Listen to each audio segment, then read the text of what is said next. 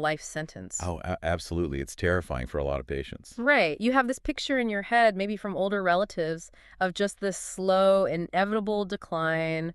You watch what you eat, you take the pills, but the numbers creep up, the vision gets a little blurry, and you just sort of manage the decay. Yeah.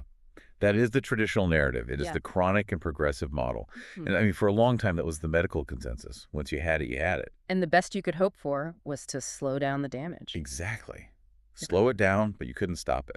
But looking at the stack of research we have for this deep dive, and we have a lot today, from the landmark UKPDS study to the direct trial out of the UK, that narrative seems, well, incomplete at best. Or worse, totally misleading. Right, totally misleading, because we're seeing words like remission and reversal showing up in major medical guidelines now. It's a massive paradigm shift. We are moving from managing a chronic disease to understanding a reversible metabolic state.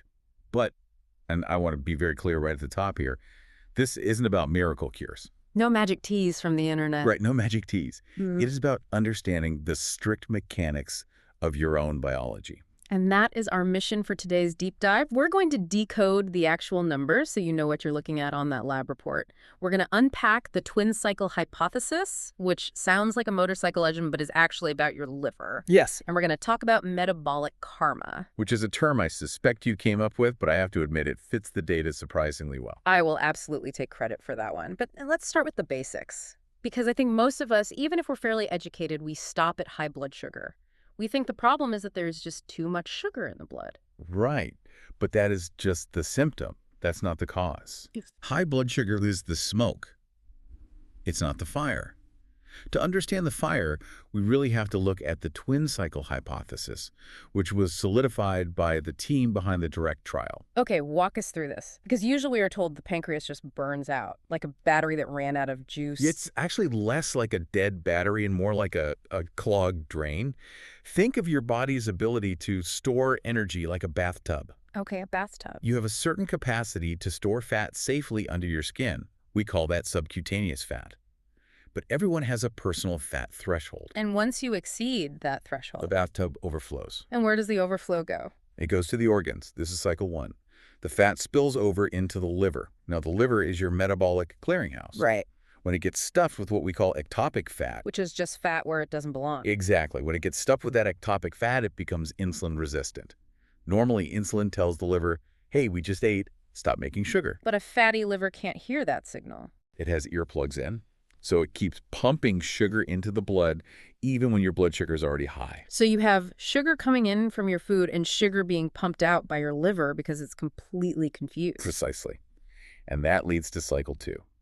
The liver tries to export that excess fat, and it sends it directly to the pancreas. And this is the critical part, right? Very critical. The pancreas contains beta cells, which make your insulin. When these cells get clogged with fat, they don't just die immediately. They go into a stunned state. Stunned. Yet they de-differentiate. They stop acting like insulin cells and just go dormant. This is a huge distinction, though, because if they were dead, there's no coming back.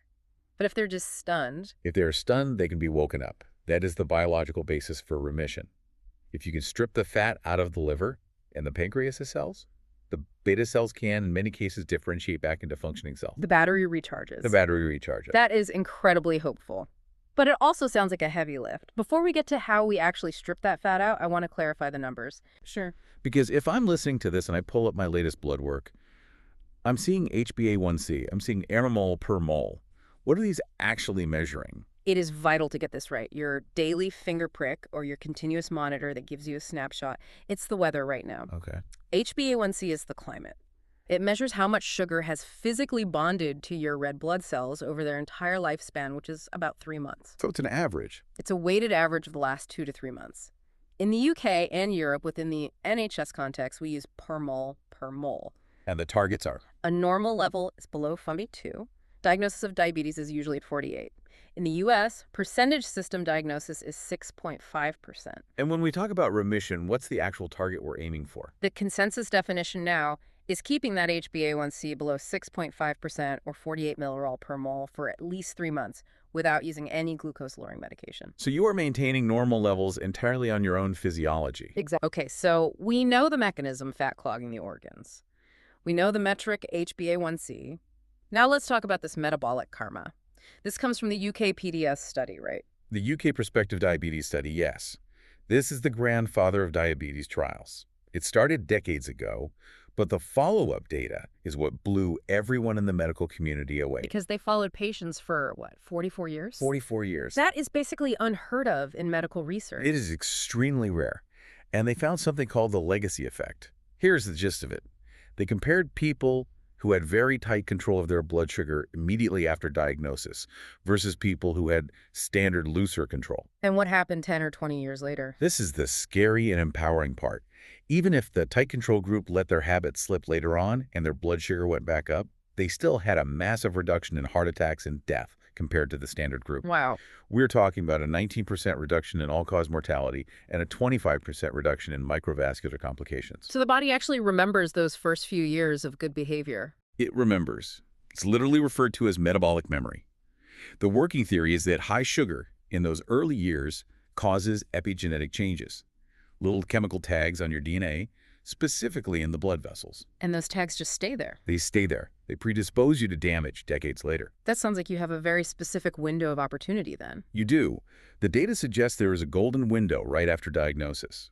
If you delay that tight control by just 10 years, the benefit drops significantly, down to like a 2.7% reduction in mortality risk. That is a stark difference, 19% versus nearly zero. So the whole wait and see approach is actually dangerous. Wait and see is essentially waiting for the cement to dry. You want to intervene while the concrete is still wet. Okay, so let's talk about intervention. We understand the stakes now. How do we actually drain the bathtub? This brings us to the DIRECT trial, which I know got a lot of headlines in the UK. It did, and for very good reason. It was Yeah. run entirely in primary care. Normal GP practices, not specialized hospitals.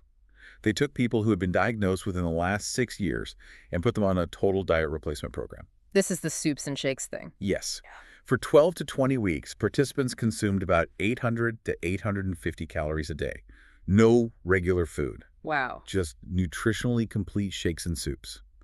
Then they slowly reintroduced food over time. I mean, that sounds miserable, honestly. But the results were effective. Highly effective. At 1 year, 46% of the participants were in remission, almost half. That's incredible. It is, but the headline number hides the real story. The success was directly tied to how much weight they lost. Right. I remember looking at the breakdown in the data. It was a sliding scale. Exactly. If you lost less than 5 kilograms, your chance of remission was tiny. But if you lost over 15 kilograms, that's about 2.5 stone. Remission rates were 86%. 86%. That is almost a guarantee. If you drop the weight, the diabetes goes away. For most people, yes. It proves the twin cycle. You drain the fat from the liver, you drain the fat for the pancreas, and the beta cells wake up. And there's always but in science, we have the 5-year data now. And it wasn't a straight line to happily ever after. No, it wasn't. At 5 years, the number of people still in remission dropped to roughly 13% of the original group. That is a massive drop-off. Why didn't it stick? Because the weight came back. Oh. And when the weight returns, the ectopic fat returns and the beta cells get stunned all over again. It's a stark reminder that type 2 diabetes is reversible, Yeah. but it's not cured in the sense that you can just go back to your old life. Right. You can't go back to eating whatever you want. No, it requires permanent maintenance. However, looking at the data, even the people who relapsed seem to be better off than if they hadn't tried at all. Yes, and that goes right back to the legacy effect we just talked about. Mm. They had fewer serious adverse events, fewer heart issues than the control group. They bought themselves a few years of metabolic rest. So it is never a wasted effort. Okay, so the DIRECT trial proves it's possible, but living on 800-calorie shakes for the rest of your life isn't a strategy. Let's talk about the real-world toolkit: diet and exercise. The fun stuff. Right. I feel like this is where people get overwhelmed because there are so many tribes. You have the keto people screaming at the vegan people. What does the data actually say? The data is essentially a peace treaty. When you look at meta-analyses studies comparing Mediterranean low-carb, low-fat, the winner is strictly adherence. So the best diet is the one you can actually stick to. Pretty much. But let's look at the mechanisms because they matter. The Mediterranean diet, high in olive oil, nuts, veggies, fish, it has incredibly strong data for cardiovascular protection and inflammation. It treats the whole system. Okay. On the other hand, low-carb or ketogenic diets are very logical for diabetes. If your body is intolerant to carbohydrates, stop giving it carbohydrates. It's like if you're allergic to peanuts, stop eating peanuts. Roughly, yes. The anodol study showed low carb has a profound effect on glycemic control in the short term. But again, the primary goal for remission is that 15-kilogram weight loss. Right. If you can do that on keto, great. If you can do that on Mediterranean, great. The metabolic result of the weight loss is what matters most. Now, exercise. This is where I think the biggest misconception lies. I think most people hear diabetes and think they need to start jogging immediately, but the research you shared points to something else entirely. Resistance training. This is an absolute game changer. The Janssen and Su meta-analyses are very clear on this. Why, though? What is lifting weights doing that a treadmill isn't?